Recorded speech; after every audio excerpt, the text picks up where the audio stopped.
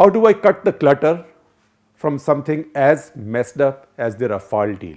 Because not only has it got fact, fiction, and fantasy all mixed up, it's also been tossed with India's toxic politics, so it's become a true witch's brew. This is a war that will now go on. There are things that we can be sure of. One, that this fight will go on till the elections. In fact, it will get nastier, and I suspect it will carry on even after the elections. Second, we can be quite sure of the fact that no matter what facts are put out by anybody, and no matter how many inquiries are held or JPC is held or not, nobody guilty, if there is a guilt, nobody guilty will ever be caught.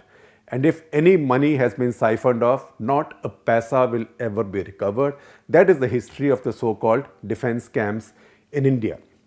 We love to call each other chores. So in this case, Congress is calling BJP chore. BJP is calling not just the Congress today, but their past generations also chore. So they'll keep calling each other chores, and this will carry on. Third thing we are very sure of is that no matter what happens, despite all this mess, by October next year, Rafale will be flying in India's skies. And Indian Air Force will be quite happy with it, because there is one difference between Bofors and Rafale.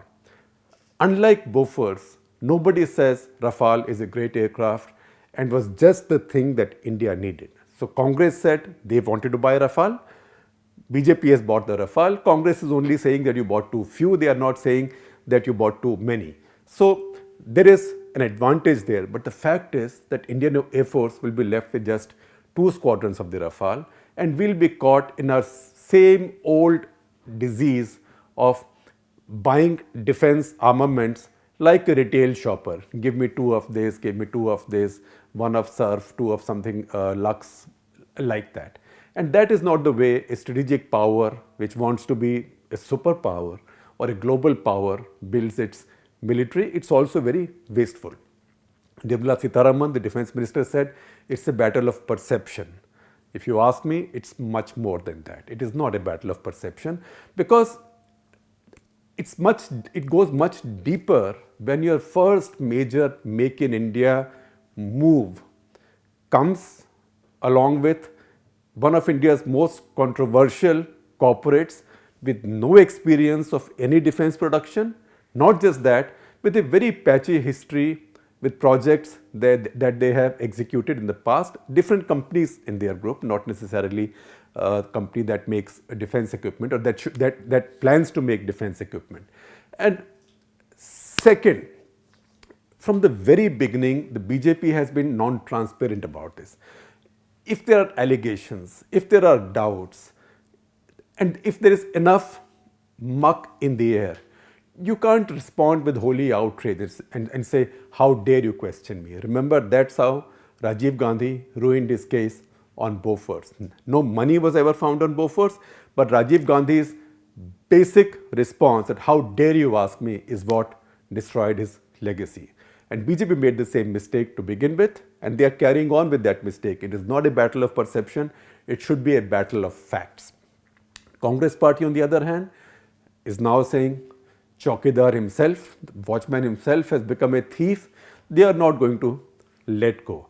People who are watching this very closely and with great anxiety are Indian Air Force. Indian Air Force has already become a museum of fighter aircraft. 2 squadrons of this, 3 squadrons of that, 1 squadron of this, 4 squadrons of that. This is one of the most diverse aircraft holdings in the world for a major air force, and that too only for 31 squadrons. This is not correct. I think leaders of India, of all parties, have to apply their minds to this. They cannot just let this fester for another 9 months or 10 months until the elections, because India will suffer greatly. My expectation, however, is that I have no expectation that they will do no such thing, and this will continue. I use the expression which is brew in the beginning. Maybe I'll now call it dog's breakfast. If you can find something worse, you can think about it, but it's not going to be unraveled. Having said that, since we're talking about only Rafale today, I shall tell you a factoid. Since jet fighters came into being. Indian Air Force has always had a French jet fighter. And it so happens that it's always been a fighter manufactured by Dassault. So in early 50s, Indian Air Force bought the Oregon, which Indian Air Force renamed Tufani. Several hundred of Oregons were bought.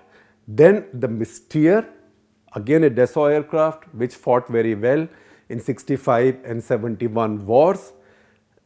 Mysteres were still in service when India bought the Jaguar, which is Anglo-French, not quite Dassault, but Anglo-French, and the Jaguar, which came into India in 1978, is still serving. It's been now upgraded for a longer life, beyond 40 years now.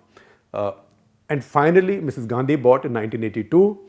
Indira Gandhi bought Mirage 2000, which is today the mainstay and the most trusted aircraft in the Indian Air Force. So Rafale will be the next generation, and since Rafale will have a life cycle at least of 30-40 years, you can say that Dassault and Indian Air Force are sort of integral with each other. So whatever happens, they will be Rafale next year, and we'll feel proud when it flies. And I'm sure if ever called upon to show its mettle, the aircraft will show its mettle. We could have done without this controversy, but it's with us to stay.